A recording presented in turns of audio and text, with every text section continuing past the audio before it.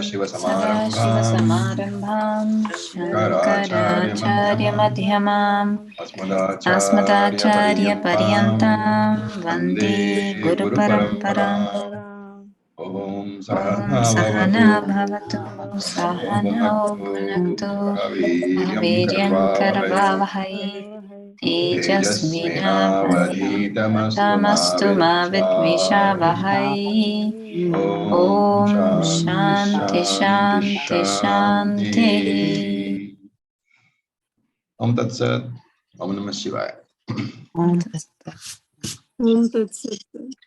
So we will chant verse number 18 of the 4th chapter. Shri Bhagavan Uvacha. Shri Bhagavan Uvacha. Karmanya karmayah pasye. Karmanya karmayah pasye. Akarmani cha karmayah. Akarmani cha karmayah.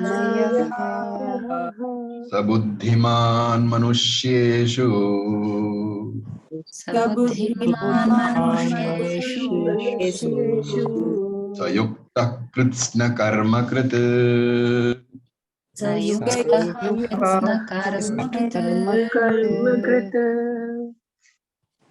So the word meanings we had talked about in the last class, right? I hope you remember that, or do you want me to go over it again? Yes, sir, we spoke about it. We spoke about it. Okay, so we did not do that again. So this verse is another Granthi Sloka. Okay, I hope you know what Granthi Sloka is. And the headphones. Okay, so this verse is a Granthi Sloka, and the next verse number 19 to 24 is an expansion of the 18th verse. So in these 7 verses, 18 to 24, basically this is an extract of all the Upanishads. In fact, it is the summary of the entire Gita. You'll notice that there will be no karma over here. Okay, this particular verse is Jnānayoga only, which indicates why we call it Iti Srimad Bhagavad Geeta Su Upanishads. It is the Upanishad only. Karma Yoga is not the Tatparyam, not the essence of the Upanishad. Bhakti Yoga is not the essence of the Upanishad. Karma Yoga is not the main teaching of Bhagavad Gita, even though very many people misunderstand that way. Bhakti Yoga is not the main teaching of the Gita. The essence of the Gita is the essence of the Upanishad, which is Jnanam. And that Jnanam we saw in chapter 2 from verse number 12 to 25.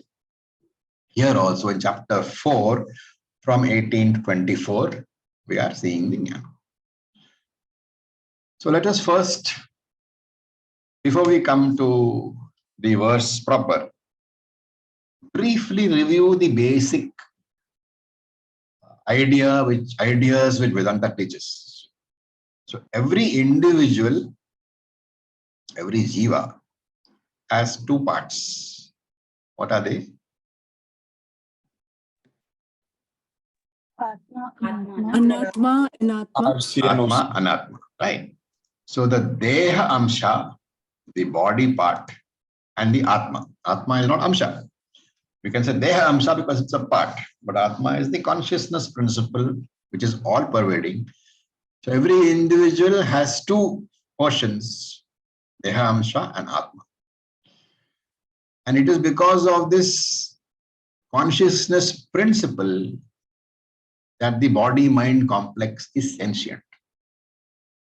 But when the body-mind complex is gone, the Atma remains. That you must understand, right? When the bulb is fused, the electricity is not gone, right? That statement makes sense. When the bulb is fused, the electricity is not gone. Yes. How do you know? That's or another bulb. You can put your finger in, you will get Punarjanma immediately after that. Okay. So this consciousness principle remains when the body-mind complex is gone. And the body-mind complex, we have seen the word Deha, we have seen the word Shariram. But sometimes it is called, in Vedanta, in Jnānayoga, the term Ahankara is also used. There is a difference between the Ahankara of Jnānayoga, of Vedanta, and the Ahankara of Dharma Shastram. That we must be clear.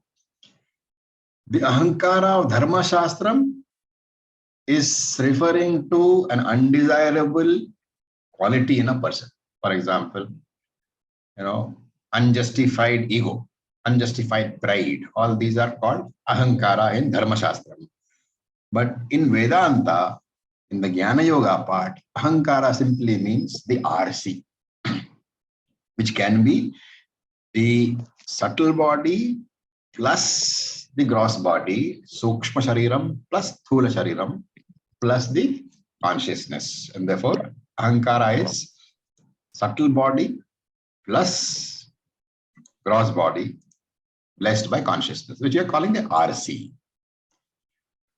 And there are differences between the Atma and Anatma. Where did we see this? Chapter 2. So briefly, in that verse number 12 to 25, I'll briefly summarize what we saw. We saw that Atma is Ekam. Atma is one. Anatma is Anekam. Anatma are many. We saw that Atma is Nityam, eternal. Anatma is Anityam, non-eternal, subject to an end. We saw that Atma is Nirgunam, having no attributes. Anatma is Sagunam, endowed with attributes. Atma is Nirvikaram, not subject to any change. Anatma is Savikaram, always subject to change. Atma is Akarta, not a doer. Abhokta, not an enjoyer, not an experiencer. Anatma is both Karta and Bhokta, doer and enjoyer. Okay, so this you must remember these differences between Atma and Anatma, which is what we saw from in the chapter 2 from verse number 12 to 25. Now here, what are the lessons from this particular verse? So first we'll talk about the verse. It's a very abstract verse. So let me first give you a general idea of what the verse says, and then we can go to the words itself, the words of the verse. So in this verse, the first lesson that Krishna gives is that Atma, the consciousness principle, cannot act. It is free from any karma. It cannot act. And because it cannot act, there is no need for Atma to try to renounce karma. Why? Because Atma does not possess karma at all. And therefore, the consciousness principle, which we call Atma or Brahman, is eternally free from karma, Atma Akarta. That is the first lesson which is being emphasized in this particular verse. And the second lesson is the body-mind complex, which we otherwise call the RC or the Ahankara, can never be free from action. So two very important principles. This is the summary of this verse. Okay, how it comes about, we'll see. Summary of this verse is that Atma can never do karma. Anatma can never be free from karma. These two lines you have to etch into your brain. This is the basic summary of this verse. Why can Anatma never be free from karma? Because it is made up of Prakriti. It is made up of matter. And it is a material entity.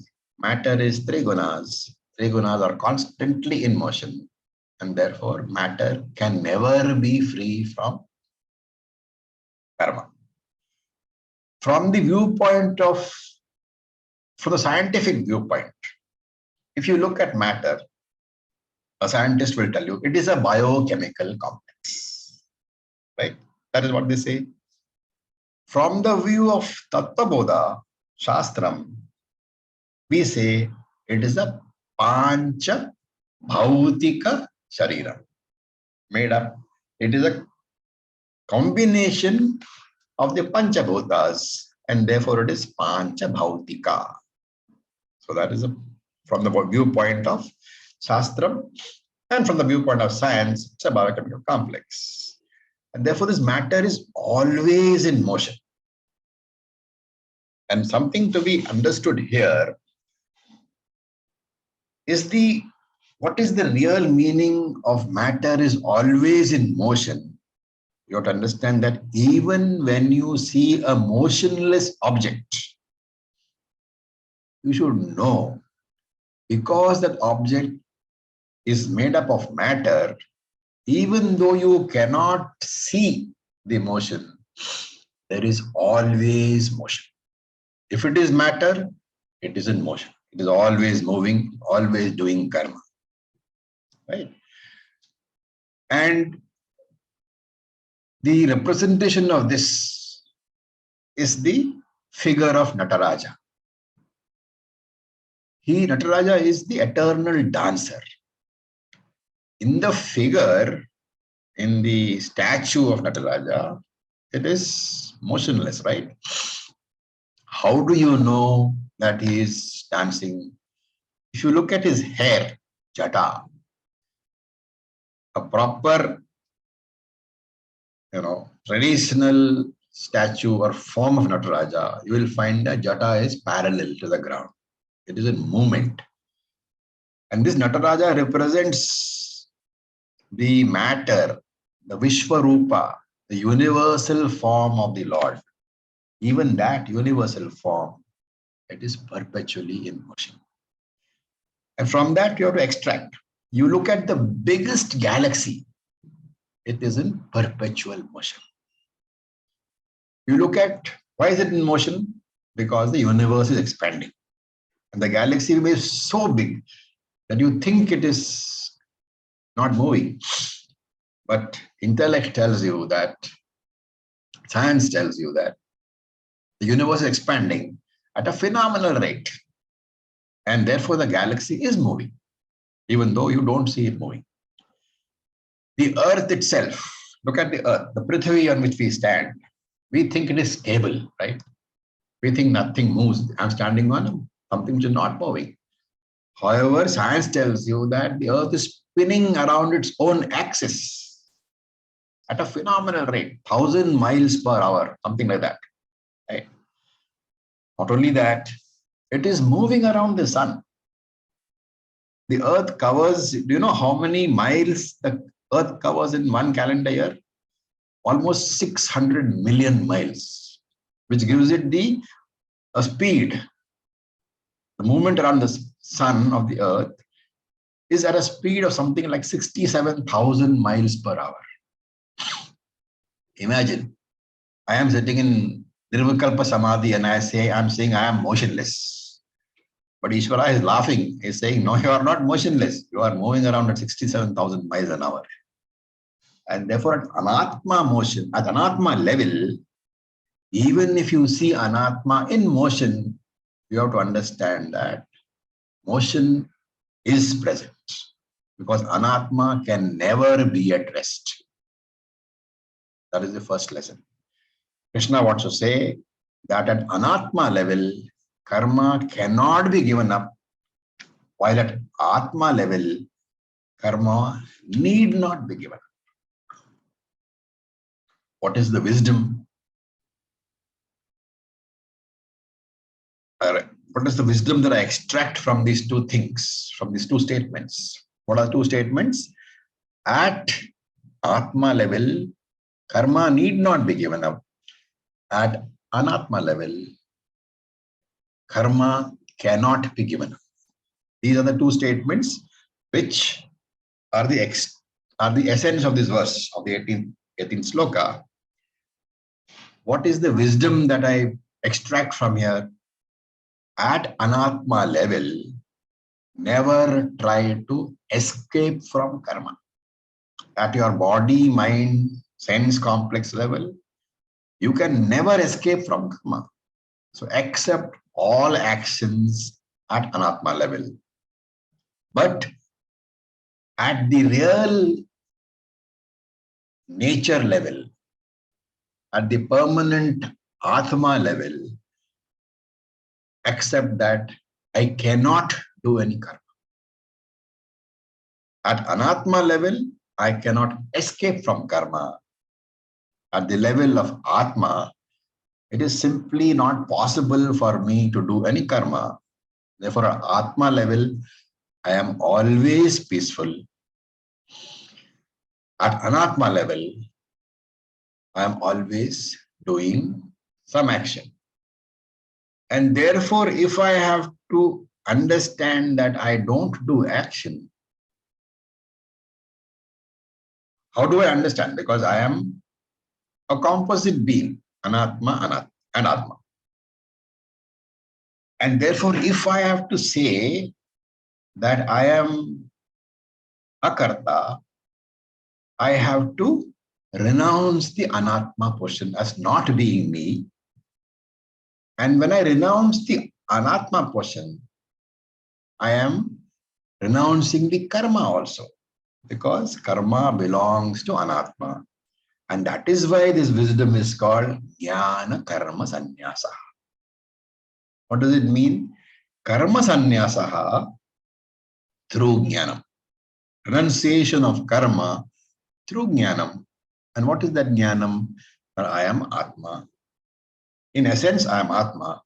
Whatever karma belongs to the anatma, I need not be disturbed by that karma. And this is the essence which Krishna is conveying in this verse. Now look at the words. Karmanya karmaha ya pasyet. Karmani, that breakup is important. Karmani, akarma ya pasyet. That person, akarma, who sees non-action in karmani, in action. A person who sees non-action in action. How can that happen? If you see that the Atma is present in all Anatma, right? Atma is, we said, incapable of any action, so non-action. And Anatma is incapable of not acting. And therefore, in every action of the Anatma, if you are able to see the substratum as the Atma, the Adhishthanam as the Atma, then you know that even when there are actions at Anatma level, you, the Atma, are not doing any action. And by not doing any action, by not being able to do any action, you are always peaceful. And therefore, very important point, because you are always peaceful, even when the Anatma is doing karma, where is the need to find peace? By stopping the karma. Therefore, this man, this intelligent sadhaka who understands this, he discovers peace not by stopping the action, but in spite of the action, he discovers the peace. So it's like standing at the banks of the Ganga and waiting for the waves to subside before you dip into the Ganga. That is not going to happen. You have to discover the leisure in spite of the action. In between, in the battlefield, you have to learn that there can be a karma. Yapasye, the one who sees this actionlessness of the Atma in and through all the actions of the Anatma, then you can see that. So if I put up my hand and the hand moves, if I can see that what is moving is the hand, If I can see that I think the light is moving, but the light is not moving. It is the RC, the reflected light from my hand, which moves. But the original light, the movement of my hand, does not affect it. So in spite of the movement of the Anatma, I, the Atma, I do not move. When the mind and body are violently disturbed, mind is disturbed through some emotion, anger, greed, lust, jealousy. Mind is disturbed through some illness or injury. I should be aware that I, the awareness principle, I do not move at all. And the Vedantic student is told, turn your attention away from the hand towards the light. Turn your attention away from the body, the disturbed mind. Turn your attention away. Turn it towards the consciousness principle, which is not in motion at all. Simply put, Anatma is always in motion. Because there is the Adhisthana. Anatma always have a Adhishthanam, substratum. Substratum, the support of Anatma is always Atma.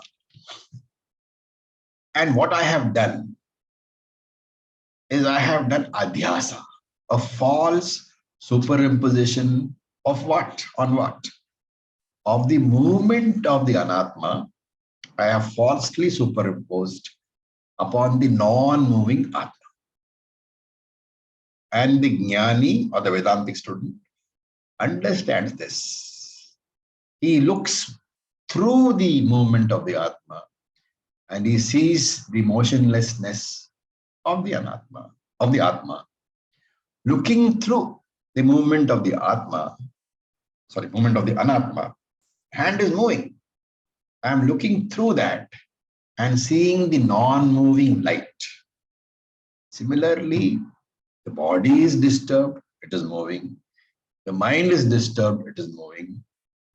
But I look through and beyond the disturbance, the karma of the body and the mind, and I see the motionlessness of the supporting Atma. This is what is meant by he sees inaction in the action. Karmani akarma yapasya. He sees the motionlessness of the Atma in all the actions of the Anatma. This is the first portion, the first water.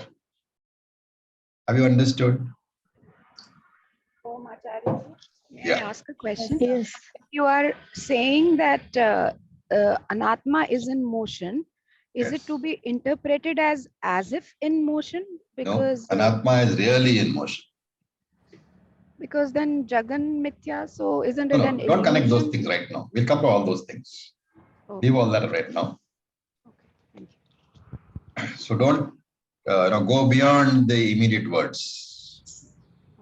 Sir Yeah, आपने अभी एक word use किया था अधिष्ठान. yeah. Can you just keep? Adhishthanam is a support. If you are putting a glass on a table, the Okay. Adhishthanam for the glass is the table. So Atma is the adhisthana For for Anatma. It is like the gold is Adhishthanam for the bangle. Why is it so? because that's the gold is the real thing and the Exactly. other one shape. Because The without same logic. Sir, this logic, is it similar to Vyavaharika and Paramatma? No. That's what I'm saying. Right now, don't jump here and there. Focus on what I'm saying. Okay. One of the biggest obstacles in Vedanta is that you guys read a lot and try to connect future teachings to current teachings.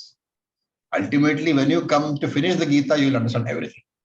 Until then, the tradition is that you go step by step. You have to turn one page at a time. So most of us, the mistake that we are making is that we begin to look at the supported as the support. The Anatma You are as unable to see the Atma and you are able to see the Anatma. Therefore, you mistake the Anatma for the Atma. Simple as that. okay. So you mistake Anatma for Atma. Atma. Okay, so that is the first part. Then we go to the second quarter. Akarmani karmayaha. The first said what? Karmani akarma pasya. The first person sees inaction in action. Second, and again, then he sees, this is the first part which he sees. He also sees akarmani karmaha. He sees karma in akarma. He sees action in inaction. Diametrically opposite. Okay, first he sees karmani akarma. He sees inaction in action. He sees the motionlessness of the Atma in all the actions of the Anatma. That is the first statement. The second portion is he sees karma in all akarma. Okay. Now, before we go further on this, let us look at some basic grammar. Okay. Do you guys know what karakas are? Yes. No, sir. You know Yes, karakas. They are No, factors connected to action. Okay.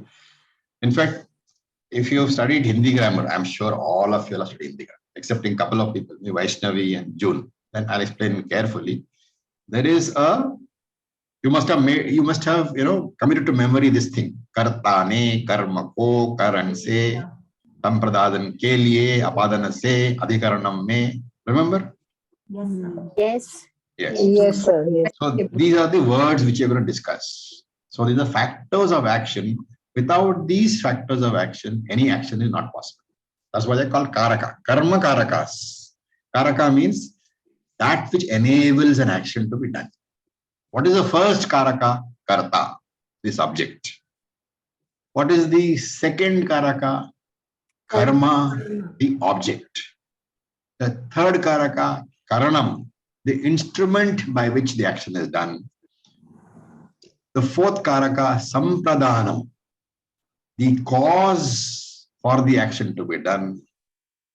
The apadanam, the origin from the locus, origin from which the action takes place. But be careful in the last two. Apadanam is the origin from where the action takes place. And the last one, adhikaranam, is the locus of the action, where the action takes place. Okay. So karta, karma, karanam, sampradanam, apadanam, adhikaranam. 6 factors of action. To explain, let me take an example. So we take an example from Ramayana. A sentence we take. Rama goes from Ayodhya to the forest to fulfill his father's command and lives there in the forest. This is a simple sentence. Okay, Rama goes from Ayodhya to the forest to fulfill his father's commands and he lives there in the forest. One simple sentence. All the 7 factors of action, all the 6 factors of action will be present. Rama is what? Karta. What is the karma? To forest. Goes. Forest. Going. Okay. This you have to understand. Karma, in this classification, karma is not action. Karma is the object. Okay. So karta is the subject, karma is the object. And therefore, if Rama is the subject, where does he go to? To the forest. So Rama is karta, forest is karma. How does he go? He goes on his motorcycle. Okay. So, or he goes on his foot, since they didn't have motorcycles in those days. So karanam is the instrument of the action is his feet or the motorcycle. What is sampradanam, the cause of the action? Fulfill his father's. To fulfill his father's command. That is sampradanam. Apadanam, the origin of the action is what? Goes to the Ayodhya. Ayodhya. And Adhikaranam is basically where his location is. Locus of the action. Where does the action land him? Adhikaranam. Also forest. So in this case, of course, forest is the karma as well as adhikaranam. If the sentences vary, you can have different things. Okay. This you must understand. I hope this is clear to those people who are not, and I can think of only two over here. Yes, it is clear. Three Ravi. actually. Chris is one. And who else? June and Vaishnavi. Vaishnavi is clear to you, right? Yeah, I just missed the fifth one, sorry. After Sampradanam, then The fifth one is apadanam, the origin of the action. origin. So in this okay. case, the apadanam is what? Is because he starts from Ayodhya. He originates his walk from, he gets onto his motorcycle in Ayodhya, right? So Ayodhya is the apadanam. June, you're clear? Yes, sir. Thank you so much. Okay. And Chris, I think you are also clear. If not, I know you are on a bad connection, so you can message in the group. I'll explain. All right. Now, this is the basics. Now, if you look at Shankara Bhashyam, Shankara makes an interesting note. He says akarma. Okay, this is a side note, but very important for us to understand. And because the entire classes are being based on Shankara Bhashyam, it's just not plain Moolam class, it is based on Shankara Bhashyam. So I'm giving the details. Shankara adds a note here saying that akarma, actionlessness, non-action, has two classifications. One is absolute akarma and one is relative akarma. So absolute akarma is, Shankara says, it belongs only to Atma. Why does he say this? Because absolute actionlessness means the inability to do any actions. The Atma is, the very nature of Atma is akarta. It cannot do any actions, even if it wants to. In fact, it cannot even want because there is no mind, right? And therefore, absolute akarma belongs only to Atma and it is nityam, it is eternal. Not only that, this understanding of absolute akarma can be known only to a Vedantic student. Because a person who is not studied Vedanta will never understand this concept of absolute akarma. In this absolute akarma, remember, all the factors of action, no karakas are required. None of the factors of action are required. No willpower is required. No karma is there. No karma phalam is there. That is what is called absolute akarma. It belongs only to Atma and it is eternal. It is never disturbed. There is no karma ever arising in the Atma. That is the first type of akarma. The second type of akarma is transactional akarma or relative akarma or empirical akarma. The first type, absolute akarma, belongs to OC. The transactional or relative akarma, it belongs to RC, ahankara. And it has completely opposite character. Relative akarma is anityam. It comes and goes. Willpower is required. Karakas are required. And it generates karma phalam.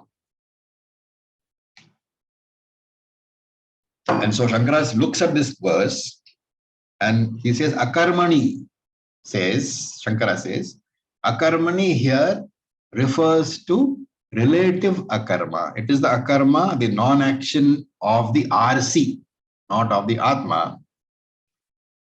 You know, for example, to give an example, when I say I am fasting, the word fasting is a verb, right? And a verb should normally indicate an action. But in the word I am fasting, there is no action. What then is the purpose of the verb? In Hindi it's called the Kriyapad, Sanskrit, Kriyapada. The word indicating an action. What then, because there is no action, what is the function of the verb? Anybody? To describe the action of no action. No action is not an action. Those are all, you know. To describe the state of being. No. Anybody? Is it Okay. an adjective? Showing that here I is the doer. No, adjective to Relative the in I action? am. The verb Point is used to indicate Indicator. that there is a Relative. karta. Hmm. There is a karta who is capable of doing karma, but he is not doing karma. Is it not? When I am fasting, what is the implication? That I can eat, but I am not eating. And therefore, in such a sentence where the verb is not indicating an action, remember the verb is indicating the presence of a karta who can undertake that action, but who is not currently undertaking the action. That is why akarma. Temporary abstention from food. Why temporary? Because he was eating before, now he is not eating, and he will eat afterwards. Therefore, the akarta status of the RC is always temporary. It comes and goes.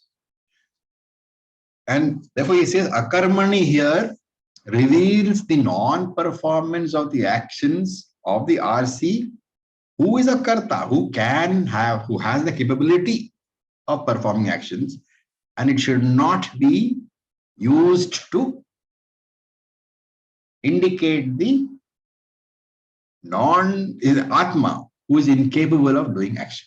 So it is not the akarma of the OC, it is the akarma of the RC only. That's a very important thing. That is why akarma here refers to RC. Okay. Now there can be another question which somebody said. Somebody said this verb indicates non-doing, which is karma. Okay. The question can be, how can the non-doing of some action, how can the non-action be called karma? That's a question, right? Which somebody said, somebody actually raised the question. How can non-doing of something be called karma? Shankara gives a commentary over here. He says, it is a karma. Why? Because it is associated with a karta. Because the karta who is capable of doing something is not doing it, you can think of it as a karma. You can call it a karma because the RC is associated with the karma. Similarly, the RC is also associated with a karma, the non-doing of the karma. Therefore, it is not wrong to think of this akarma as not a karma. How is this perception arising in us? Because, again Shankara, because he says that the kartritvam, the doership of the RC, the karya, karana, sanghata, body-mind complex, the kartritvam, the doership of the body-mind complex, you have superimposed upon the Atma. That is why you think that it is the RC who is doing the karma. And he gives two examples. Shankara gives two examples. He says, imagine that you are in a boat and you are traveling on a river, and you are lying down in the boat, right? So your vision is restricted to the trees on the banks. What happens if the boat is smoothly moving? You say what? The trees are moving so quickly. So what is happening? You have superimposed the movement of the boat onto the non-moving tree. And then you say the trees are moving. Whereas you should be seeing that it is the boat which is actually moving. So he says the Jnani, when the Jnani is lying on the boat, he sees the trees as non-moving, He knows that the movement of the boat is being superimposed upon the trees. So in the superimposed movement of the trees, in the karma of the trees, which is adhyastha karma, which is superimposed karma, the jnani sees the non-movement of the trees. Does it make sense?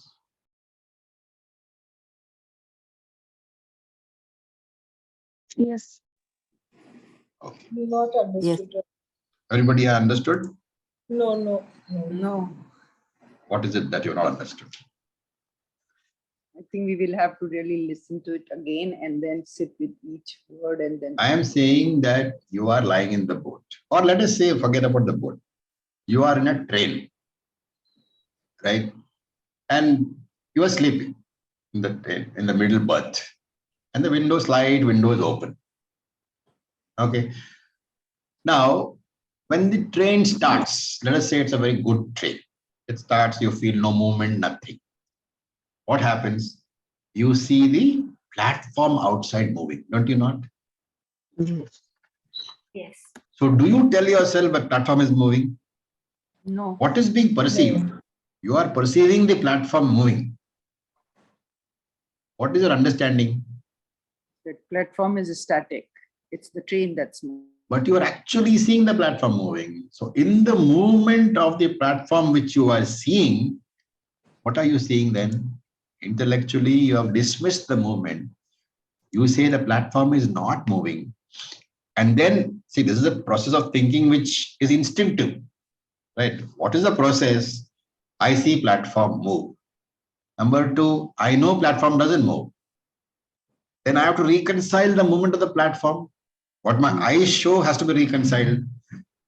And therefore, I think that, okay, how can the platform be appearing to be moving? There's only one way. What is that? The train is moving. Train is moving. So in the non-moving movement of the, in the movement of the platform, I see the non-movement of the platform. By negating the superimposition. What has happened is the movement of the train has been superimposed upon the platform. What I am doing is I am reversing the process intellectually. The movement of the platform I am negating and giving that superimposition back to where it belongs. Train. Understood? Yes. I mean, So it's understood similarly, because it's like at a concrete level, it is understood. But when we think about Atma and Anatma, similarly, in the superimposed movement of the Anatma, the Jnani sees the lack of movement of the Atma. sees means understands. Sees means, perceives means understands. Yes, okay. He understands that the Atma That he is, knows. yeah. So in this case, if you have to compare the platform example, what is the Anatma? The platform. The train. Train is the Anatma, and the platform is the Atma. The movement of the train has been transferred onto the platform. So the movement of the Anatma has been transferred onto the Atma. You have to look through it and you have to see that Atma is not capable of moving, just like platform is not capable of moving. Therefore, if I am seeing movement in that Atma, it basically, I just have to intellectually negate it, transfer that movement back to where it belongs, to the Anatma. And therefore, in that movement of the Anatma, I have to see the non-movement of the Atma. Okay. You can take another example. You look at the stars, okay, in the night. Are they moving or not moving? They are not moving. Not moving. They are not moving. Your perception is stars don't move. There is a superimposition over there because stars do move. They are all planets. They move. Again, there has been a mistake. Adhyasa, superimposition.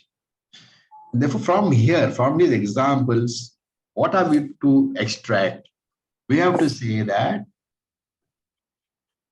what does it mean to know myself as akarta? If I am akarta, I am also abhokta. If I as Atma am not capable of doing any action, I should understand that I as Atma am not capable of undergoing the results of any action. Therefore, I am akarta, I am abhokta.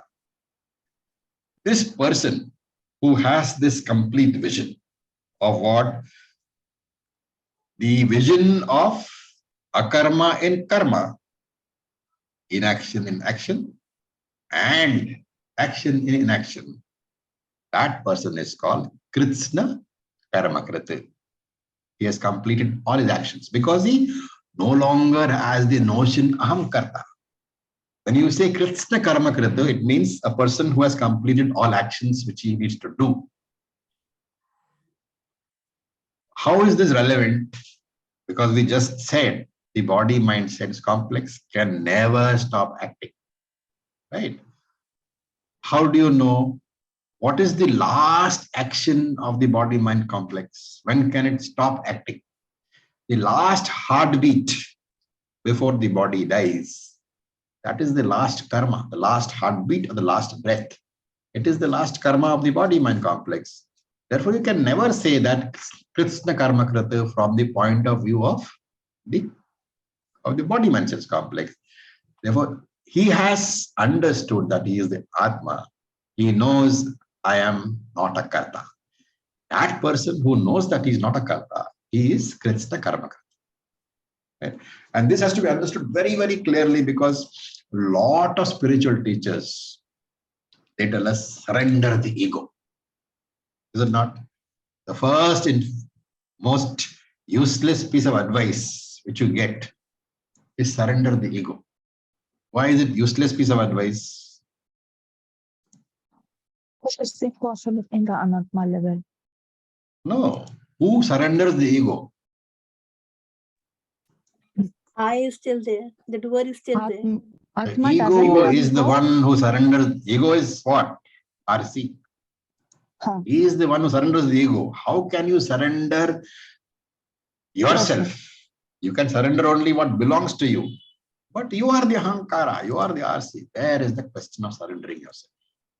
And therefore, it is a completely, supremely useless piece of advice to say, surrender the ego. Unless you understand what it means. What is the understanding which most spiritual teachers don't tell you?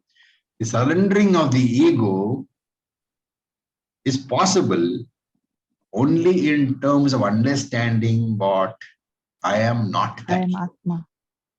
I am the Atma. So the falsification of the ahankara, the mithyatvam of the ahankara has to be understood. In understanding that mithyatvam is the surrender, because what you are not, you can give away. You are giving away the body-mind complex and saying, I am not this. That is the surrender. This has to be very clearly understood. And if you are the Atma, then should you pray for moksha or not? No. No. No. We should never No. pray for moksha because You already that. You're I'm already already. liberated. you are beyond. Atma is beyond moksha and bandhan, beyond freedom and bondage. Atma is beyond prarabdha. So even on the worst day, when you're having the worst day possible in your life, never say it is my prarabdha. The moment you say you are my prarabdha, you are identifying with the RC. That is exactly the opposite of what Krishna is trying to say here. You are not the RC. Okay. So remember that when Krishna says the wise man sees non-action in action, the action refers to karma which has been the karma of the anatma which has been falsely transferred to the atma. There is no action in karma in atma. Therefore, whenever you say I see a karma in karma, the karma refers to atmani adhyastha karma.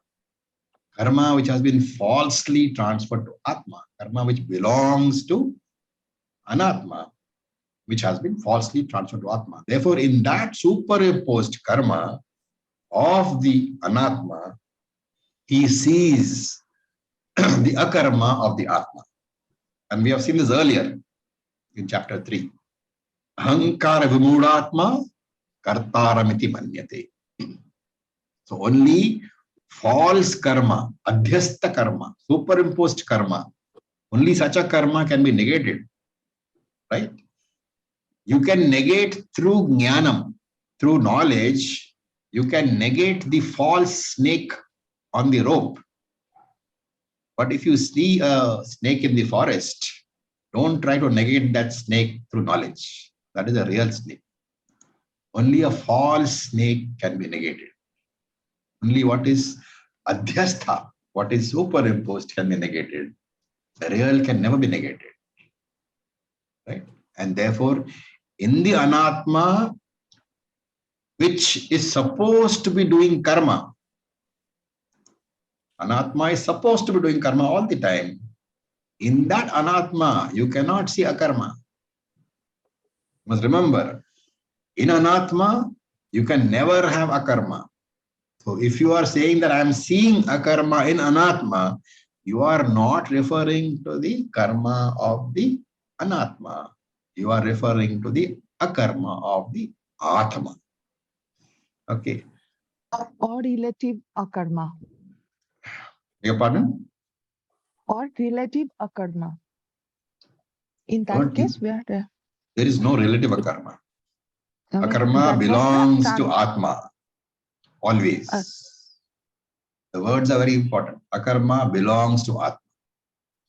Superimposed karma on the Atma does not belong to the Atma. That belongs to Anatma, which is what the example of the platform was. What is the practical implication of this in my life? Does it mean that I should avoid all actions? No. As long as you enjoy your actions, no problem. But when these actions become troublesome, when your relationships are consuming you, when you are looking for a place which is free from disturbances, there is only one place. That is your own Swarupam. That is your own Atma. That is you, the Atma. If I know how to dip into my Atma Swarupam whenever I am tired and disgusted with the world, it is like putting my cell phone to recharge. And the Jnani, he has got this Atma Ananda available all the time. He can depend upon the Atma Ananda all the time. And therefore he says, Sabuddhiman Manushyeshu. Such a person is a Jnani, a wise person. Manushyeshu, among all the human beings, he is the wise person. And that is why Sahayuktaha, he is called a real yogi. Krishna Karma Kritaha, he has done all the actions required to be done. As I said before, Krishna Karma Krita is a word to be understood very carefully. Why? Because from the point of view of the RC, there is an unending stream of karma. His very breathing is a karma. The beating of his heart is a karma. So from the point of view of the RC, the actions can never stop. He can never be a Krishna Karma Krita. From the Anatma, from the Atma's point of view, there is no karma at all. So only from the Atma's point of view can he said to be a Krishna Karma Krita. And therefore this completion of all duties, Krishna Karma Krita, is to be understood as the falsification of the RC. Understanding the RC as mithya. When RC is mithya, all karma undertaken by the RC is also mithya. The moment you know that whatever karma is done by you as the RC is mithya, then samsara has gone. Life is no more a burden. Okay.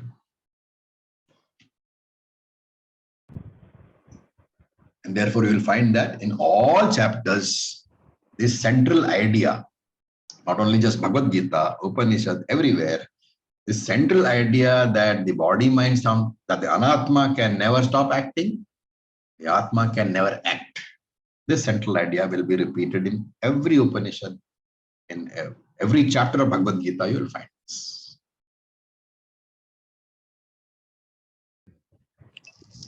Raviji, Yeah, can I ask a question? please. A few steps back, we were discussing this karma abhava being classified as karma. Yeah. I didn't get the answer. I didn't get how the two examples connect to karma abhava being classified as karma. It can be looked upon as karma because we say that karma abhava generates pratyavaya papa. Of course, we know really that that is not true. We have had a discussion on that. But for general beginning purposes, if you want to classify karma abhava as karma, there is no problem. The only thing is one should understand, really speaking, from a non-existent karma, an existent phalam can never be generated. It is only for the purpose of the discussion. It is Shankara's answering a question. Why are we classifying akarma as karma? Because he's saying over here, right? Akarmani cha karmayaha. So what you're asking is an advanced sort of a question.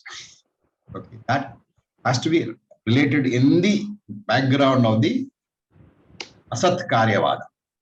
You remember Asat Karyavada? The akarma part, I get that it is. We are talking only from the Paramarthika point of view, and I'm not talking Paramarthika at all. Only from Vyavaharika, I'm asking karma abhava. From Vyavaharika point of view, the absence of karma cannot generate any phalam. Because if you say that no karma generates phalam, then we are violating or we are accepting the Vishishta Advaita philosophy, which says that from Asat, Sat can come. So we don't accept that. Then how do you explain the question of when we say that you should not be doing Nitya Karma? That is the question, right? Yeah, the Pratyavaya Papam. Pratyavaya Papam is like this, that if Shastram says that if you don't do Nitya Karma, Papam is generated. Okay, that statement goes against Asat Karyavada, against Sat Karyavada, because it goes in line with Asat Karyavada, which says the non-existing karma, which is not doing Nitya Karma, can generate some Papam. And that Shankara explains, saying that this not doing the karma is not the generator of the Papam. Not doing the karma is equivalent to not sweeping your house. If you don't sweep your house for days together, it is not the non-sweeping which is making the house dusty. Right? What is the effect of the non-sweeping? It reveals the dust, not causes. Which is accumulated due to some other things. That is what is being said here also. That not doing a karma, not doing Nitya Karma, what will happen is Nitya Karma generates punyam, which cleans up or which nullifies or which negates the normal papam which you do in your daily life. Some papams are unavoidable, called suna. All this Nitya Karma, it nullifies the papam. And by not doing Nitya Karma, that papam is not cleaned up, it is revealed, and that accumulated papam will lead to some karma phalam, which would otherwise have not been there.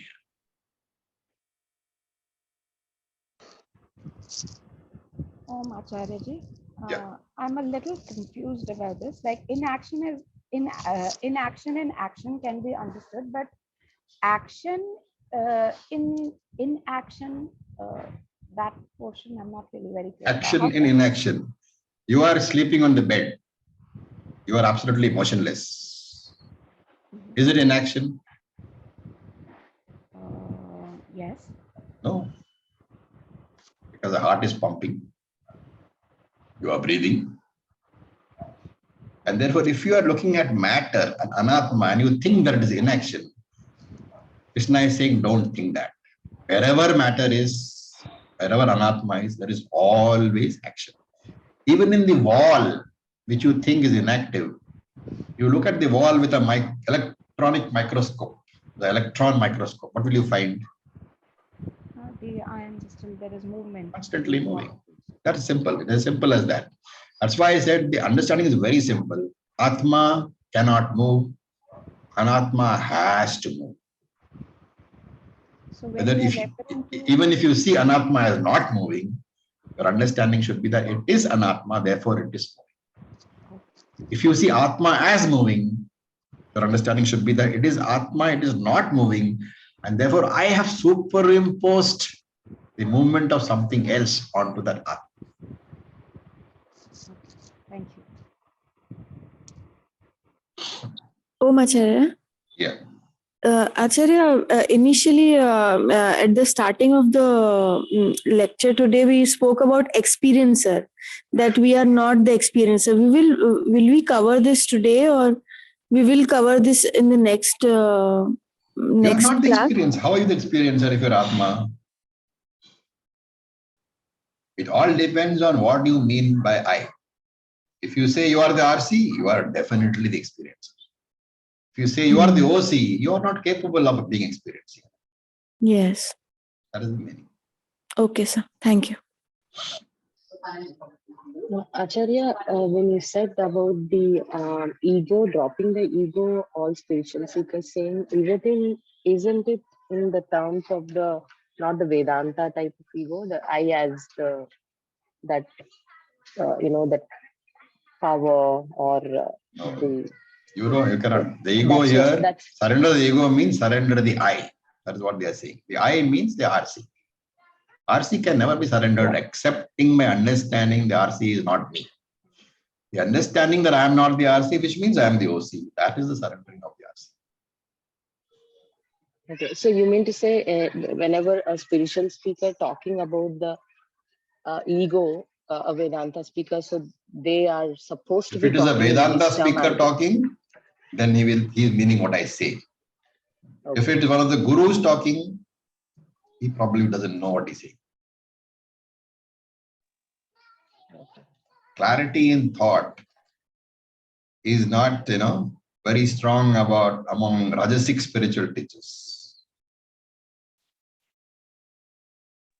Okay. Okay. Acharya, Yes, John. I'm still a little bit confused when we say that the how can undoing of action, how can undoing of something become a karma? For the purpose of this discussion, if you want to see, technically speaking, not doing a karma is a karma. Now, the point is, are you referring to the OC or the RC? Remember, I talked about the two divisions of karma, which akarma, which is permanent akarma and relative akarma.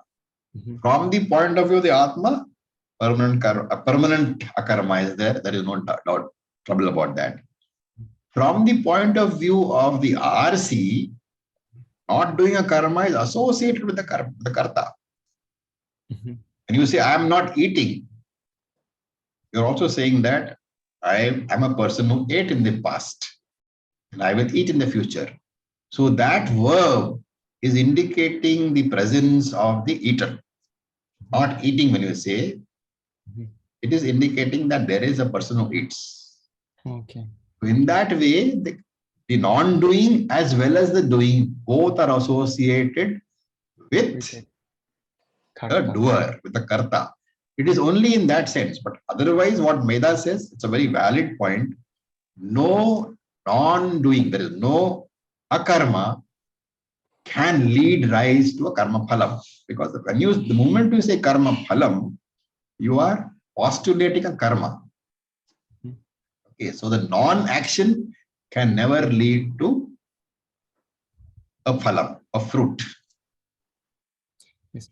However, supposing that in the example of I decide not to eat because of maybe ekadasi or whatever is going on, and you decide not to eat, is that you're using your free will to not eating. So that Yes. if you are not doing anything, that's also generating karma phalam, right? What phalam? The fact that you're eating, not eating, there is no physical action at all. That is precisely the point. The action of not eating, can it be classified as action? If it is classified as action, then there should be two karma phalam. There should be the what we call the adrishta karma phalam and the drishta karma phalam. But in your case, only the intention is there. That intention will definitely generate some karma phalam, which is punyam, depending on the reason why you are not eating. Right? Yeah. Thank you, Acharya. So, sir, But when we talk to non-action, Shankara ka jo discussion, then there are two parts of. One is absolute and one is relative. The Absolute is, you forget. Absolute is only with Atma. That is the Atma, yes. and the karmadi is the relative. Here the discussion is on the RC only. Atma discussion is only to the extent that Atma is the underlying substratum, the adhishthanam of all actions. And that Atma is inactive. That is the understanding. That is why I said that is the akarmani part. That it is never in action. That is the akarmani means in every action you have to, in every anatma, you have to see the substratum which is the Atma. Okay. And the moment you see the Atma, you know that Atma doesn't act.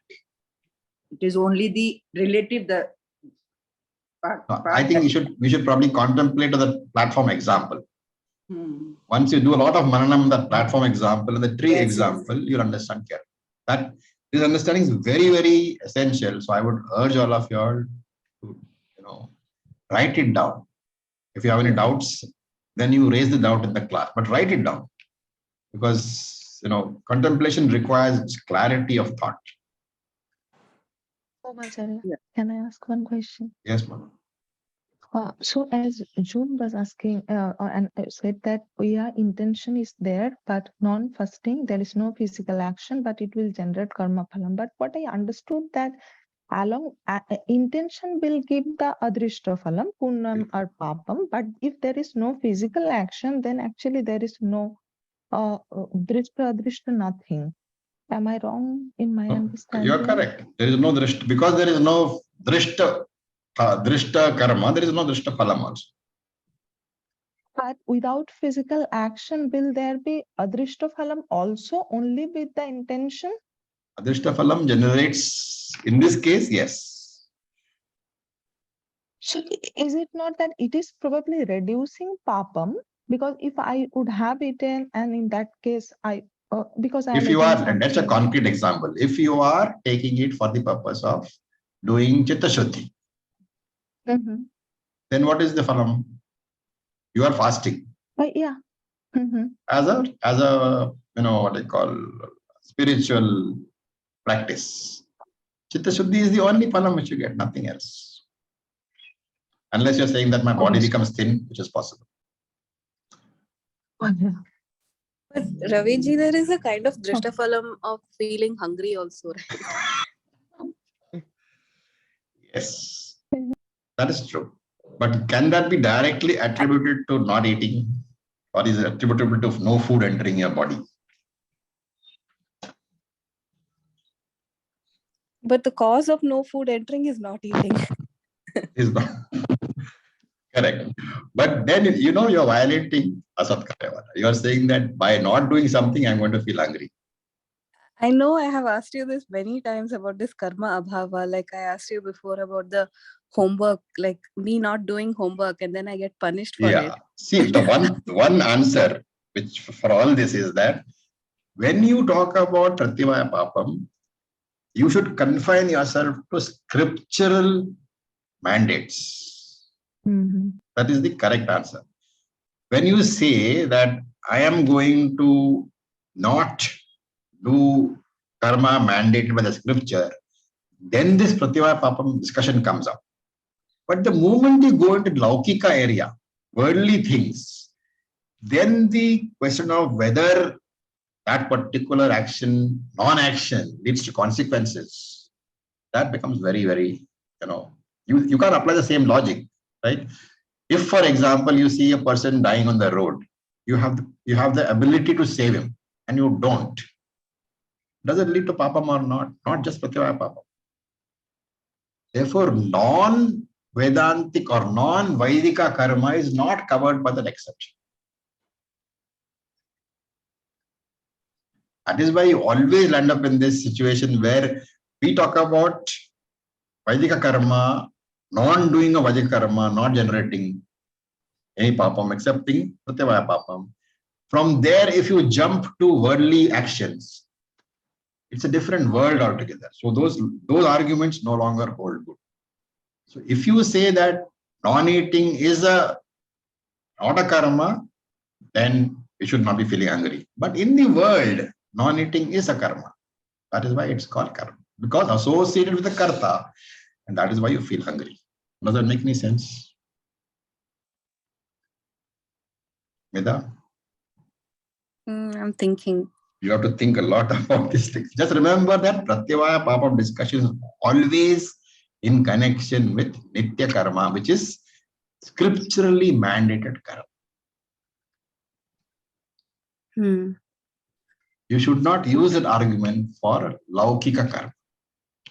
Yes, I think you have told me once that the cause and effect of, say, forgetting something and then something bad happens because I forgot to do something.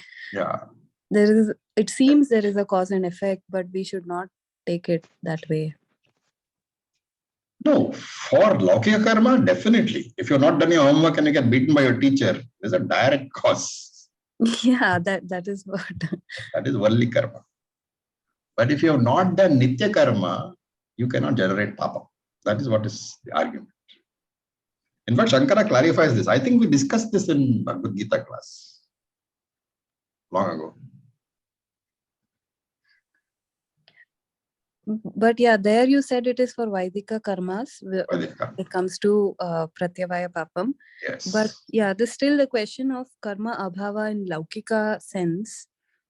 Karma abhava sense is somewhere it will take place, somewhere it won't take place. Like I said, if you don't eat, you will get hungry. There is karma abhava, but there is definitely a phalam.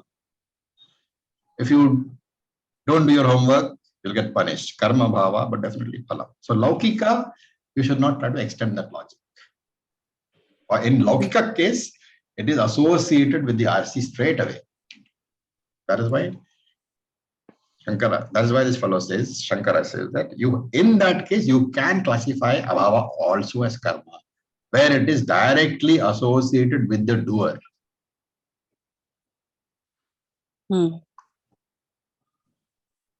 Only exception is nitya karma. Take nitya karma as the exception for this. Any scriptural, discussion will take that into account. So asat karyavada is scriptural discussion. It cannot be extended to certain things. You can, right? You can say that if from non-existing cause, product can come, then it means that I can get lots of butter without having any milk. Those arguments also you can use. So it's not as simple. I have to think more, because even I asked you about forgetting, like suppose I forget to pay the electricity bill and then the power goes. Yeah. I didn't choose to forget. It was not a deliberate action. And yet there was a phalam.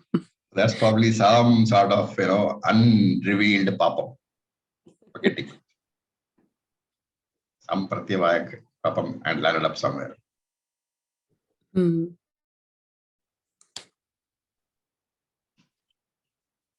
So I leave you all to think about this. It's a very, very deep verse. So whatever questions you'll have, please put in the group. This will stop. Om Purnamadah Purnamidam Purnat Purnamudachyate Purnasya Purnamadaya Purnam Eva Vasishyate. Om Shanti Shanti Shanti. Om Tat Sat. Om Namah Shivaya. Thank you for your exceptional patience. Okay. Thank you, sir. Thank you, Thank you, Raviji. Acharya. Thank you.